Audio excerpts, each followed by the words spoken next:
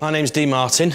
I'm the sales manager for Apeks Aqualung UK. We look after all the supply with regards to regulators and diving equipment for the shops in the UK. We also cover Holland from here as well. Company-wise, we supply Apeks regulators for the whole of the world. The design process is all kept in-house. Everything is done here at the factory in Blackburn. We have a full team of designers, design engineers, graphic designers, from concept right through to the end article. With the new XTX range, we're a lot more edgy, a bit more industrial. We want it to look technical. We didn't want a soft finish. We wanted it to be hard. We wanted to invigorate the brand, make it stand out, which we felt we did.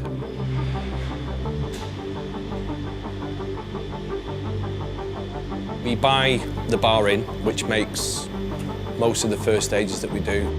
When the bar comes in, it then goes into the CNC machines. It holds 10 or 12 bars at any one given time. The machine starts to do one side of the bar, and then as it's finished that process, it then grips the bar, pulls the bar forward, trims the bar off, and then the back side of the machine then comes in and actually machines, while it's still got hold of it, the other side of the bar. It's just a continuous process. Any waste material that is actually come off, be it from a first stage body, be it valve spindles, whatever component part we're actually making, what will happen is that waste material will be then collected in a bin, and then we will then actually sell back to the company who we buy the brass from. That will then come back as a piece of bar that will then go back to make another regulator. The next stage from after the part's actually been machined is obviously the quality side of it. We need to check parts as they come through the factory before it goes through to final process, because obviously what we are producing at the end of the day is life support. We've got specific guys to look out for specific things within, whether it's a thread, whether it's a hole or an orifice or whichever it is that needs checking. We've got machines that will then be checked on. Now, if the guys were to find something, because we keep everything in-house, we can react to it very, very quickly. Once everything's been checked out and everything's okay, it will then be sent to be cleaned and polished. The main reason for the chroming side of it is aesthetics. The reason why we chrome it, obviously, it keeps the looks of the regulator. This is where the magic happens. It literally looks like jewellery when you go down there, and it's raw brass at this stage. Once it starts going through the actual process, it literally changes colour in front of your eyes. So it'll go through, start off obviously as raw brass, it'll then go into one of the dips, it'll come out and it'll be green, it'll go into the next one, it'll come out and it'll be gold, it'll go into the next one, it'll be brown, go into the next one, it'll come out and it's bright silver, then it comes out the next one, it's obviously it's been cleaned, it's nice, it's gleaming. It's pure alchemy how it does it, it's amazing.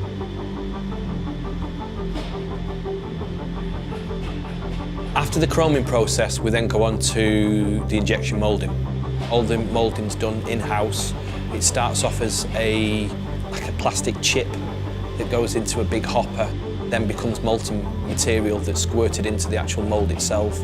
Once the machine actually makes that specific part, it then ejects the mould. It's cooled down within the mould before it ejects it, and the part comes out, formed, ready to go. The next process we have to do is obviously we make the hoses. All the crimping and everything with regards to the ends of the hoses, we do it in-house. Not everybody likes the same hose, be it on their BCD, be it on a regulator.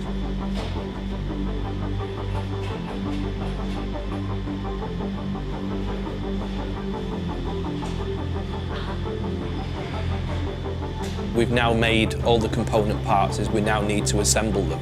It's a little bit more hands-on because it's obviously you're then dealing with the actual plastics side of the component parts. The people that are involved within that side of the business, obviously, again, it's life support equipment that we're making, so there's no second chances. So that each one is actually tested, so we know everyone is set precisely to what we want with regards to the interstage pressure. So everyone will leave the factory identical, exactly the same. Cam's the one who basically flies the answer machine, so to speak. So any regs that we have that we want tested, there's parameters that they have to adhere to, be it temperature of the water, be it flow rates, We can put a regulator, whichever it is, we can preset the machine to dive at a specific depth. We can preset the water to be at a specific temperature. We can set the breathing rate, say of a panic diver or someone's diving at depth, or we can even we can change gas that they're breathing.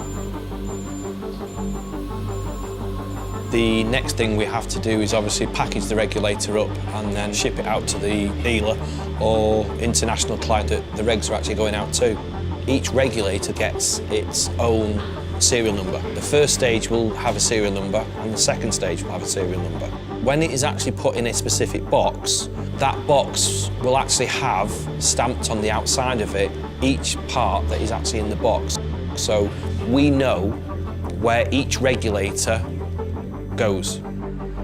With regards to a customer who goes out and purchases Apeks regulator, I want them to have that full-on excitement. They've got to get it wet. I want them to feel the same way that I still feel every time I open a box of regulators. Why should we only be diving X amount of months of the year? You can dive 12 months of the year.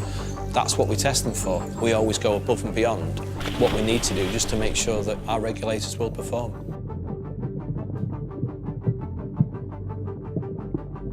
It's life support equipment. It's got to work first time, every time. We've got a premium product. Everything is made in-house by people in Blackburn, in the UK.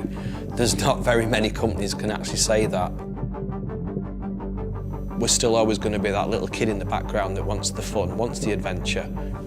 Be it for photography, be it for technical diving, be it for diving on wrecks, be it different temperatures, be it warm water diving, cold water diving. It's just, there's so many choices that you can do for different types of diving. It's just one of those things, if it grabs you and it hooks you, you've got it for life.